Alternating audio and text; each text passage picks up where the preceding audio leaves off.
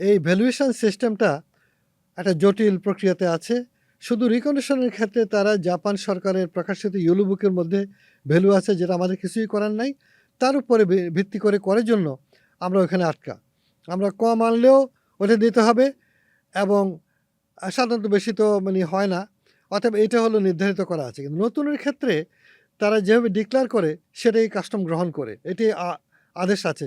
সে কারণে হচ্ছে একটা। ২ নম্বর হলো অ্যাসেম্বলিতে, ম্যানুফ্যাকচারিংয়ের নামে অ্যাসেম্বলিতে সুবিধা দেওয়া হচ্ছে, ডিউটি অনেক কমিয়ে দেওয়া হয়েছে ভালো রকমের। অথচ আমি উদাহরণ দিই আপনাকে, গাড়ি উৎপাদনকারী দেশের মধ্যে সাউথ আফ্রিকাটা উৎপাদনকারী, তাদেরই একটা কনসাল্টিং গ্রুপকে বাংলাদেশ সরকার আমন্ত্রণ করেছিল প্রগত ইন্ডাস্ট্রিতে গাড়ি তৈরির সম্ভাব্যতা নিয়ে যাচাই করেন। কতদিন আগে এটা? এটা প্রায় অন্তত 5 বছর আগে কথা বলছি। তো সেটা সাউথ আফ্রিকার একটা ইউনিভার্সিটির একটা ইকোনমিক টিম ছিল, ইঞ্জিনিয়াররা ছিল। তো ওখানে যে প্রফেসর সাহেব ছিলেন খুবই সিনিয়র, যারা আফ্রিকা অঞ্চলে বহু কান্ট্রিতে পরিবহন পলিসি নিয়ে কাজ করেছেন। আমি বললাম যে আপনাদের দেশের অবস্থা কী? তো বললো যে আমাদের এখানে 1 লক্ষর মতো গাড়ির বাজার, তার মধ্যে আমরা 40% তৈরি ম্যানুফ্যাকচার করে, মার্সিডিজও ওখানে তৈরি হয়, 60% আমদানি করি। শুল্ক করে তারতম্য হচ্ছে মাত্র 49%, এর বেশি না। যে আপনি আমদানি করলে 49% বেশি দিয়ে আমদানি করতে হবে, লোকালটা কিনলে 49% কম। বাংলাদেশেও এই ধরনের একটা কিছু ফলো করতে হবে, যাতে ক্রেতারা বঞ্চিত না হয়। ম্যানুফ্যাকচারিংয়ের নামে মনোপলি কিন্তু দিকে যাচ্ছে বাংলাদেশ, যেটা সাইফুর রহমান সাহেব প্রচণ্ড বিরোধিতা করেছিলেন। উনি একটা স্টেবল জায়গা নিয়ে এসেছিলেন। পরবর্তীতে বিভিন্নভাবে আমাদের কিবরিয়া সাহেবও কিন্তু অনেক, আমি বলবো যে এইসব ব্যাপারে বেশি একটা সুযোগ দেন নাই। এমনকি আব্দুল মহিদ সাহেবও কিন্তু তেমন একটা সুযোগ দেন নাই। কিন্তু ক্রমশ এরা সরকারকে বোঝাবার চেষ্টা করছে যে এখানে আমরা তৈরি করব, এখানে আমরা করলে কিন্তু সেটা কি রাজস্বের মূল্যে। এখন এখান থেকে যে 5 থেকে 6 হাজার কোটি টাকা রাজস্ব আদায় হয়, যেটা দিয়ে আমাদের শিক্ষা, স্বাস্থ্য, জনগণের কল্যাণ, সরকারের ব্যয় নির্ধারিত হয়, সেটা খেয়ে কিন্তু অনেকে ইন্ডাস্ট্রি করেছে এখানে। আমি নাম বলবো না, এরকম ইন্ডাস্ট্রি 2টা হয়েছে যেগুলোকে রাজস্ব অটোমোবাইল সেক্টরে বাংলাদেশে ইলেকট্রনিক সেক্টরে হয়েছে। রাজস্বরা যদি বাদ দেন তাহলে তাদের কিন্তু ইন্ডাস্ট্রি কম্পিটিটিভ না। ফলে এখানেও কিন্তু রাজস্ব বোর্ড এখনও পর্যন্ত এগুলোকে প্রতিও তারা অনেক প্রফেশনাল, আমি মনে করব তাদেরকে সাধুবাদ জানাই। তারা এগুলোর ব্যাপারে খুব কঠিনভাবে চিন্তাভাবনা করে কাজ করছেন।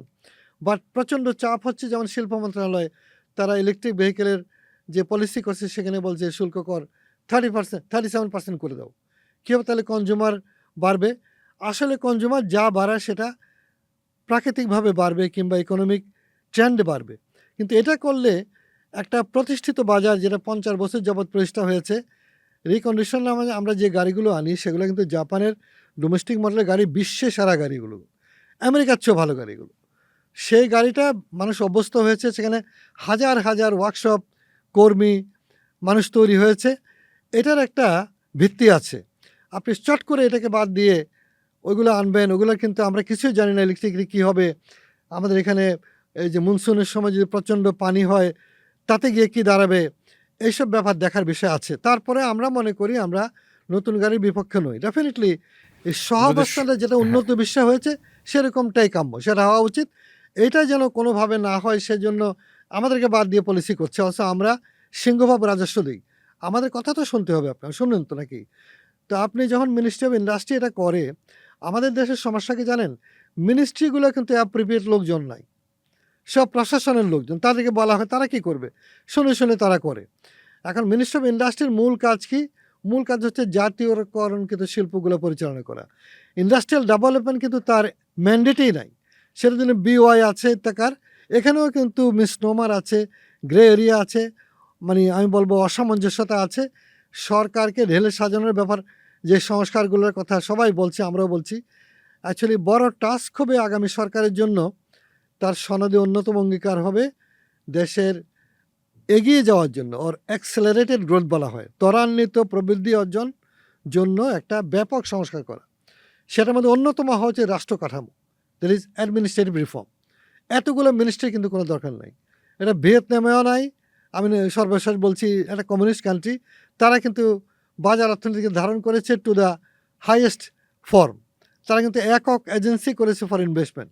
আমরা বিডা করেছি, কিন্তু বিডা একক এজেন্সি নয়। আপনাকে অন্যান্য কাজে অনেক মিনিস্ট্রিতে যেতে হয়। অতএব এইটা একটা কলোনিয়াল প্যাটার্নের ধাঁচে আমরা রয়ে গেছি, যেটাকে ব্যাপক পরিবর্তন করে বিনিয়োগ প্যাটার্নে আনতে হবে। যেটা হবে যে বিনিয়োগ এবং ব্যবসা বাণিজ্য ইন্ডাস্ট্রিয়াল ডেভেলপমেন্টকে ফ্যাসিলিটেট করতেছে সরকার। সরকার কিন্তু ওই যে কেবল রেভিনিউ আর্ন করবে জনগণের কাছ থেকে ইস্ট ইন্ডিয়া কোম্পানির মতো, সেরকম সরকার তো নয়।